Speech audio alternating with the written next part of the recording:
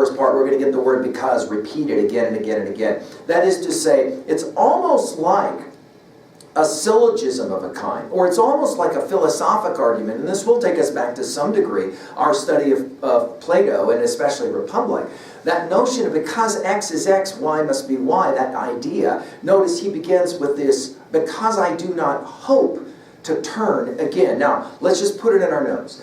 The word picture of all word pictures for this poem is imagining going up a spiral staircase. Okay, we're going to meet this again in our study of the four quartets later on, especially in Bert Norton. But the idea is that as opposed to like walking in a circle, when you go up a spiral staircase, the higher up you go, you can look back down to where you came from, and you can see kind of where you came from. So this notion of going through the conversion experience of ascending. Of course, we're familiar with our Dante here. Dante, the greatest poet, probably the most influential poet for Eliot, playing the same kind of a game. So turning is here, obviously, deciding, conversion, and the like, right? Repentance is a turning or a converting experience, right? So he begins by saying, because I do not hope to turn again. In other words, I'm not going back to what? Well, let's put it in our notes this way. He says, I'm not going to go back to the view of the wasteland. I've had that view that everything is empty, everything is hollow. Back to the hollow men. We are the hollow men. We are the stuffed men leaning together, headpiece filled with straw. Alas, our dry voices when we whisper together are quiet and meaningless as wind in dry grass, rat's feet over broken glass in our dry cellar. He says, I'm not going back there. He says, because I do not hope. Now, we're going to pick up with this idea of hope in four quartets, especially East Coker. Because I do not hope to turn, desiring this man's gift and that man's scope. Now, you have to smile here because already he's going to reference Shakespeare, Sonnet 29.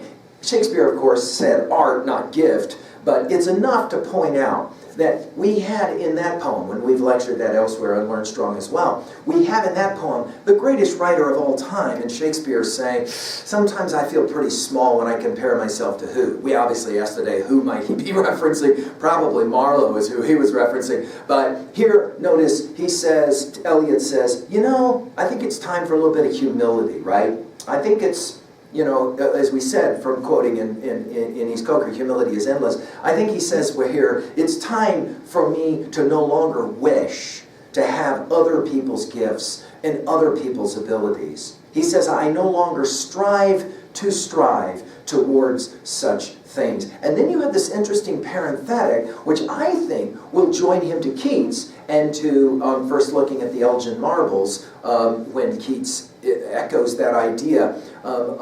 My spirit is too weak. Again, each imagined pinnacle and steep tells me I must look at like a sick eagle looking at the sky. The idea of wings, of course, put it in your notes. You already remember the idea of wings at the beginning of our study of Milton's Paradise Lost. And as well, I think, put it in your notes, Pushkin's great poem, The Prophet, from 1828. I think that as well, we're all playing the same game when we read the parenthetical question, why should the aged eagle spread its wings? This may be an affirmation for Eliot that he recognizes by 1927, 5 years after, well, for sure by 1930, if 1922 is the beginning, we're talking 7 years after the publishing of Wasteland, when Eliot was considered probably about the greatest poet that there was. He says, I don't know that I need to spread my wings anymore. I've proven it. I know how great a poet I actually am. Why should I mourn? He says, the vanished power of the usual rain. Now, this is brilliant stuff, and he will play this game. Again, one of the reasons we're studying this poem is to get you ready for your study of four quartets. He will play this game time and time again in four quartets. That was a way of putting it, not very satisfactory, a paraphastic study in worn-out poetical fashion, leading one still to the intolerable question, blah, blah, blah, blah, blah. He's going to play this game over and over again of qualifying how hard it is to be a poet who has to live with all the stuff that came before, right? He says, the vanished power of the usual rain. He says, because I do not hope to know again the infirm glory of the positive hour, because I do not think, he'll say this later in four quartets, you are not ready for thought, Because I know I shall not know. Who does that sound like? There's our Socrates, right?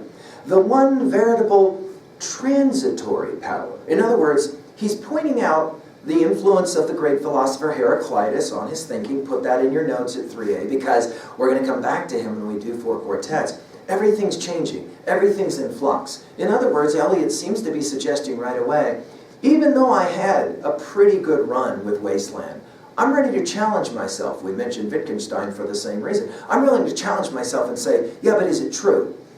Is it true? Or I would think for Eliot it works better to ask, does it work? Does it work? In other words, I know what I don't want anymore, but what about what I do want? And can I find some way to make that work? It seems to be the question.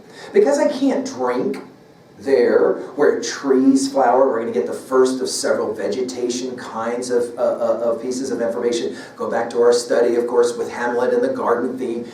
We're playing very similar games. We're going to see this all the way through four quartets.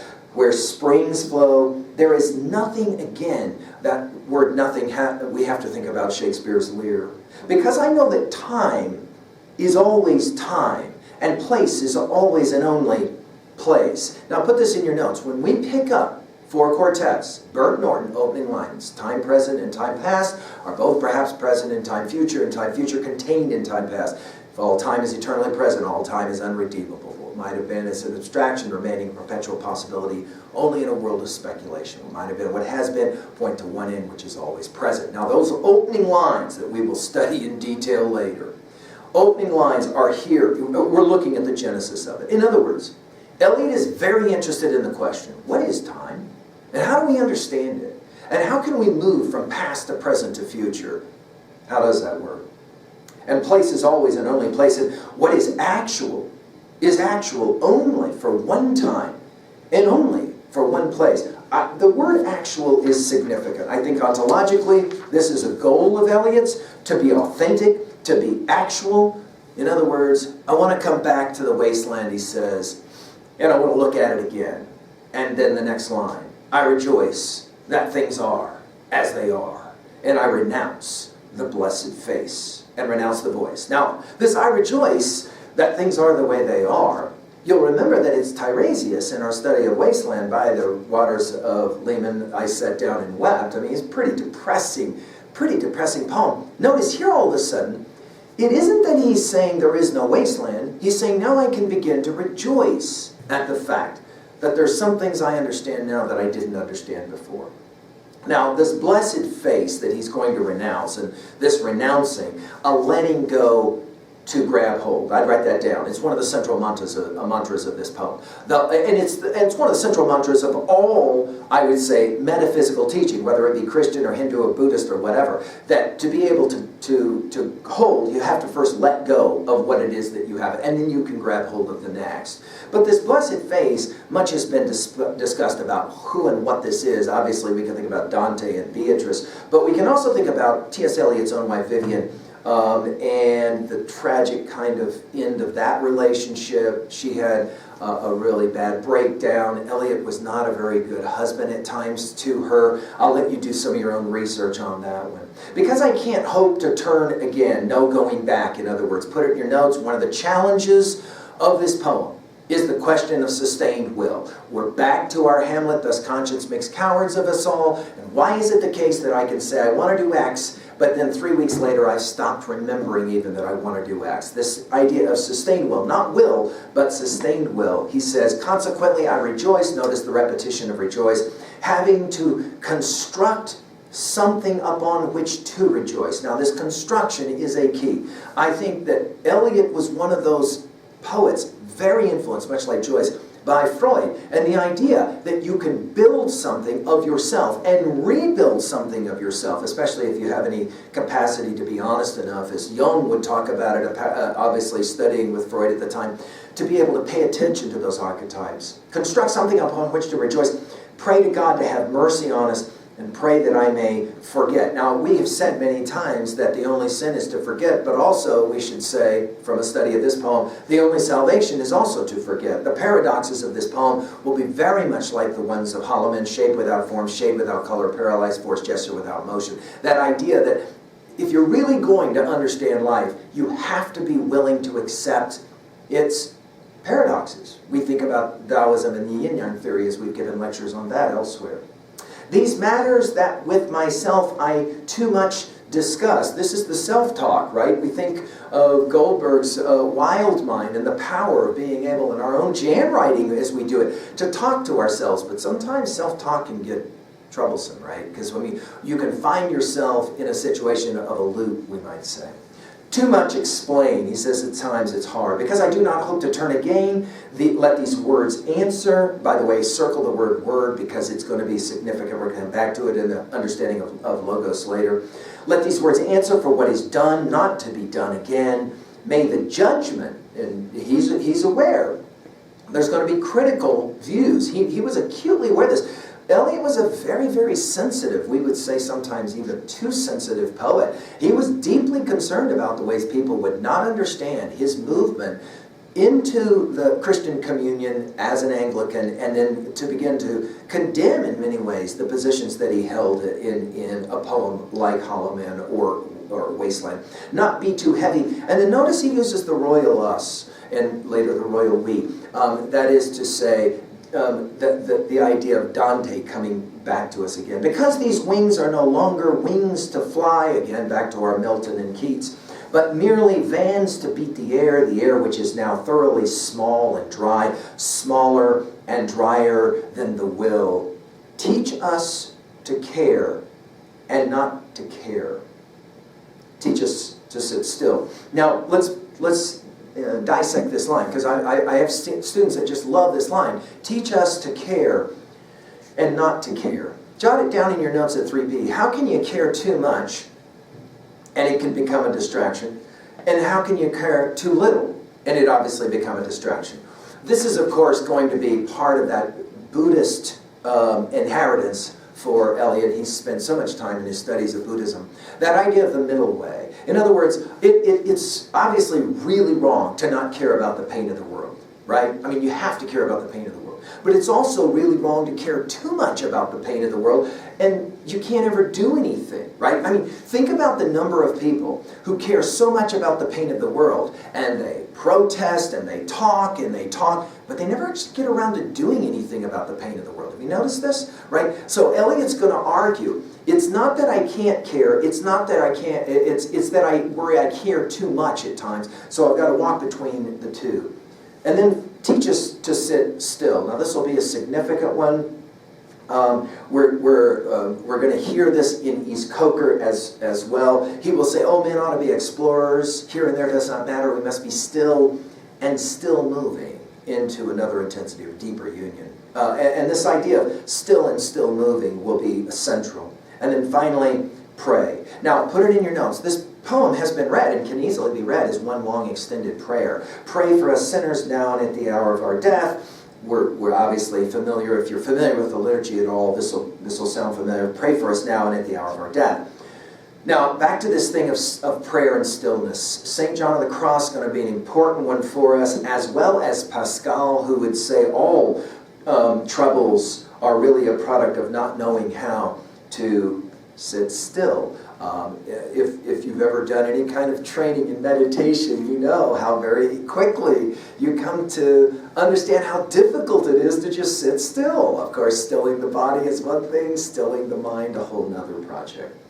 So let's finish now with part 1 at 2A. Obviously, we're talking about the turning, both the turning away as well as a turning towards. At 2B, the repetitions and the allusions we've already talked about. At 3A, Dante, Keats, Milton, just to name 3 of a whole bunch of people we've already named. And finally, at 3B, to try and relate this. Why is it so hard, do you think, to care and not to care? Or as one of my AB students once said it, to care and K-N-O-T, to care. It is a conundrum, isn't it? And why do you think it's so hard to sit still? To just become aware of stillness. Because, of course, we're so busy moving all the time, right? We think about Henry David Thoreau and his classic Walden. We've given full lectures on this, but, you know, I went to the woods because I wished to live deliberately. And a whole lot of Walden and Thoreau's project is to learn to just listen, to be still, to be silent, and to try and hear. Of course, finally, you'll remember our opening lines of Plato's Republic. How can I hear if I refuse to listen? This is all part of that project as well. Okay, let's go to part 2, the stronger challenge now here of repentance. And we're going to get a very interesting word picture from a biblical prophet, Ezekiel, the 37th chapter, the Valley of the Bones. It's a famous word picture where the prophet sees all these bones out there, and the question is, will they be resurrected? We're going to get information from the myth of the phoenix, the same kind of game of resurrection as well. So let's go to it, part 2, and we're going to start with Dante. You'll remember at the beginning of our study of Inferno that he sees the hill of salvation, he wants to run there, and so he starts running. Yeah, I can be saved, because he's kind of lost in that dark wood of error in the middle of his life. When all of a sudden, you'll remember that there's the 3 vicious animals that will stop him, right? A leopard, a lion, a wolf, you'll maybe recall. And he has to stop. He has to go through hell, through purgatory, and then finally make it to that hill of salvation in the final part of the poem, the Divine Comedy Paradiso. We're gonna play around with very similar kinds of allusions here. So let's go to work with part 2, and then we'll come back to annotate some more. Lady, 3 white leopards sat under a juniper tree in the cool of the day, having fed to satiety. On my legs, my heart, my liver, and that which had been contained in the hollow round of my skull. And God said, shall these bones live? Shall these bones live? And that which had been contained in the bones, which were already dry, said, chirping, because of the goodness of this lady, and because of her loveliness, and because she honors the Virgin in meditation, we shine with brightness. And I, who am here dissembled, proffer my deeds to oblivion, and my love to the posterity of the desert and the fruit of the gourd. It is this which recovers my guts, the springs of my eyes, and the indigestible portions which the leopards reject. The lady is withdrawn in a white gown to contemplation, in a white gown. Let the whiteness of bones atone to forgetfulness. There is no life in them. As I am forgotten and would be forgotten, so I would forget, thus devoted, concentrated in purpose. And God said, prophesy to the wind only, for only the wind will listen. And the bones sang chirping with the burden of the grasshopper, saying, Lady of silences, calm and distressed, dawn and most whole, rose of memory, rose of forgetfulness, exhausted and life-giving, wearied, reposeful, the single rose is now the garden where all loves end, terminate torment of love unsatisfied, the greater torment of love satisfied, end of the endless journey to no end, conclusion of all that is inconclusible, speech without word and word of no speech, grace to the mother for the garden where all love ends. Under a juniper tree the bones sang scattered and shining, we are glad to be scattered, we did little good to each other. Under a tree in the cool of the day with the blessing of sand, forgetting themselves and each other, united in the quiet of the desert. This is the land which ye shall divide by lot, and neither division nor unity matters. This is the land, we have our inheritance. All right, so as we wade now into the second part of this poem, as we said, we've got to start with our Dante, but I think as well, put it in your notes at 3A, we've got to as well remind ourselves of the journey motif, especially as it relates to Homer's Odyssey. No question, and of course Virgil's Aeneid as well. That idea that it isn't the destination, but the journey that defines us. And so Eliot's going to play rather fast and loose with that word picture in this second part. He begins, of course, as we've already said, with this idea of 3 leopards. We're at a graveyard. Can't help but think of Thomas Gray's elegy, written in a country churchyard. We've given a full lecture on that one. probably as well standing somewhere in the background of Eliot's psyche. The three white leopards, notice the colors that will start to matter in this poem. White, obviously, sanctification, spiritually speaking, religiously speaking, spiritual cleansing. Sitting under a juniper tree, well, here we've got different kinds of referencing happening from 1 Kings 19, 1 through 8. A juniper tree is going to symbolize a place of renewal.